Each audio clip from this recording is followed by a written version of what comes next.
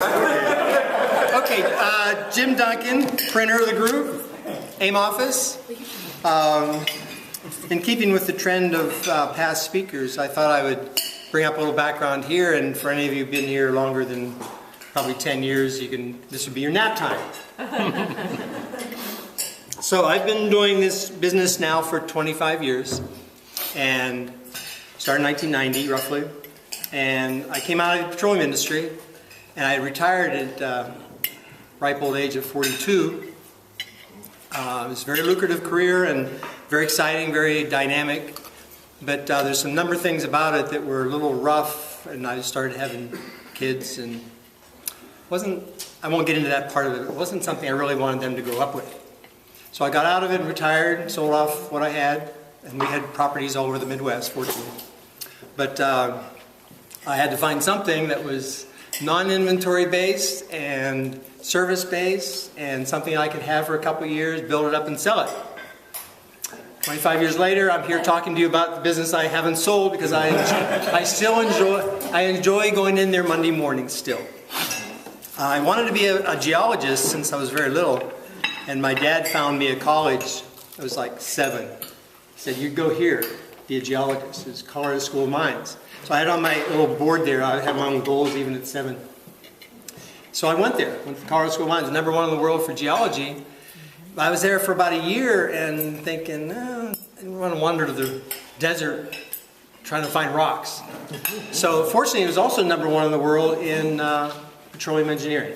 So I switched over, loved the school, didn't want to leave the school, 1,000 students, perfect size, outside of Denver, south of Boulder, which is very important, and had its own brewery in town, which is also pretty important. So I loved the school, loved the whole environment, and I was in a great school for the career I chose at that time. I had a great time being a petroleum engineer all over the country, a number of companies. We started our own company in the 80s, and that's where all the properties in the Midwest came. And fortunately or unfortunately, you still have them because they last forever in some cases, so the partial ownership is still retained, but we pushed that off with someone else. That was good. So I found this business, and what I liked about it is I was still able to do kind of engineering things when you look at shipping freight, because it's the involvement of freight is very complicated. It's all risk management, which I really like. But I also saw that there's limitations to a future in that, and I didn't see it as much at the time. I just saw the competition out there and where they were going.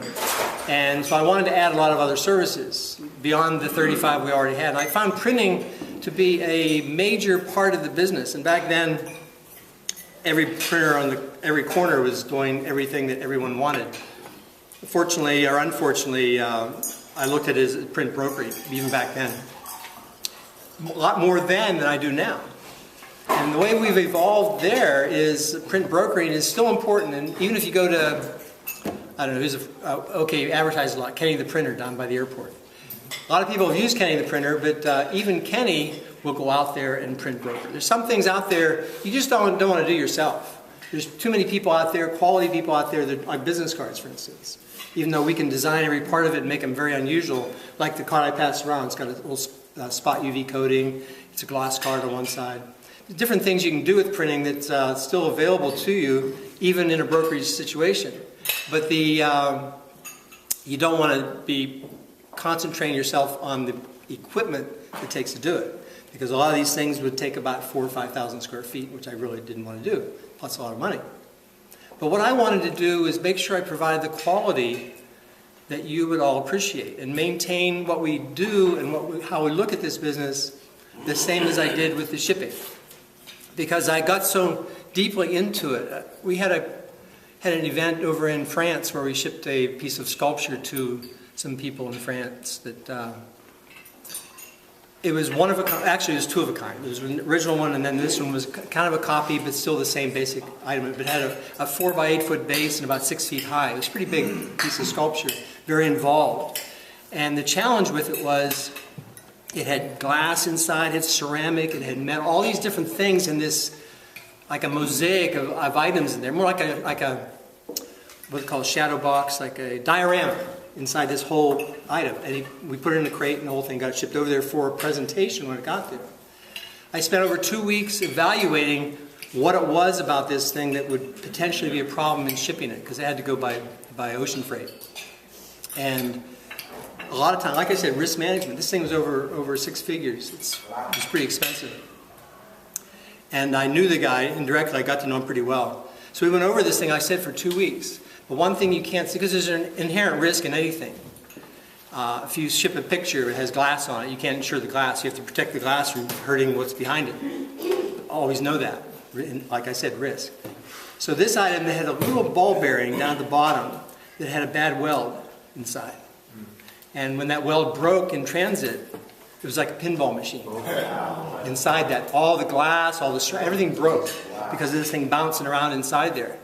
Not anything anyone could determine, even the guy that owned it or our analysis of it when we were trying to figure out what was going on. Because I had this little thing inside there. I was poking through things very gently to make sure things were sturdy inside there so things wouldn't move around.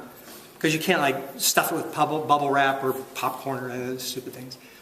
So it got there and they opened it up and obviously it was trashed. And he was quite upset, but not upset with me in the process and even the shipping. He was upset with what he bought and how it was made. So dodged that bullet. But I spent enough time to make sure that our liability wasn't there, but I was more concerned with him getting his piece of art there the way he wanted it. And I take this further, because I've done that an awful lot with a lot of shipping things. I'll do it with Chris to make sure his girlfriend doesn't show up again. But I had a couple things here. We do everything possible to print. I want to talk about a couple things that are important here. A guy wanted us to put his logo on his door before his big show. And part of his logo, if you've seen it, is it's all cut vinyl. It's very, very thin. It looks like kind of like Mickey Mouse, right? Kind of. Yeah. So that part of those that looks like the ears coming out of there, very, very thin vinyl. And we had to spend a lot of time and getting it cut right because it was very thin vinyl and it would kind of get ragged or peel off poorly. And how many times did you have to put it up? Twice. Twice? Yeah. To finally get that right. Yeah. Val has an interesting one we're working on right now. She has signs outside that hang on this stand so people driving by can see her business. Mm-hmm. The problem is the last one she had broke at the top because of the little mountings. So we spent, we're just finishing that process, finding the right material that can last out there and not stress crack and break off this thing. And I think we found what we needed. And a bigger problem because I found some honeycomb aluminum that works really well. It's light, but it's very strong. But she said it wouldn't be out there a day and people would steal it because it's metal. Yeah, so we're not going to use the honeycomb aluminum, which is really nice material. We found another way of doing it that hopefully will last a long time. PVC is better than fiberglass and it cracks too, especially with the sun. Chris Tate. All you remember Chris, our travel agent, very quality travel agent. He wanted, he wants and did get some teardrop signs for outside on the street. And so I spent 3 different days up there trying to find out which way the wind consistently blows. Because teardrop signs, when you have a right hand, if you have the pole on the right, will flow to the left, so the wind always has to come from where the pole is. So if you put it out there improperly, like on the one side of the street, if the wind's blowing up the street, you want to put it on one side of the street with the right-hand pole, the other side of the street with the left-hand pole, and you print them differently. So I figured out most of the wind was coming from Beach Boulevard, going parallel to Beach Boulevard. So this was a couple of checks and pretty consistent.